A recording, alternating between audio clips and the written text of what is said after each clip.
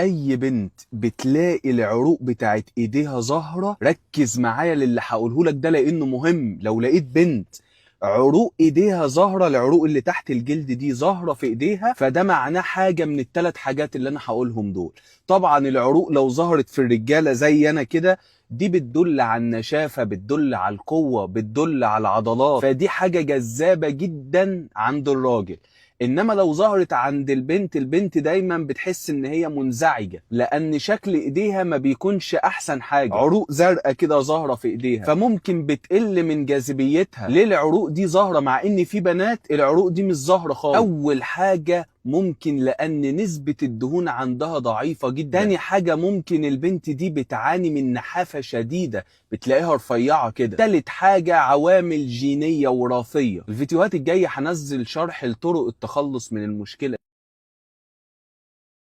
اي بنت بتلاقي العروق بتاعت ايديها ظاهرة، ركز معايا للي هقوله لك ده لانه مهم. لو لقيت بنت عروق ايديها ظاهره، العروق اللي تحت الجلد دي ظاهره في ايديها، فده معناه حاجه من الثلاث حاجات اللي انا هقولهم دول. طبعا العروق لو ظهرت في الرجاله زي انا كده، دي بتدل على النشافه، بتدل على القوه، بتدل على العضلات، فدي حاجه جذابه جدا عند الراجل.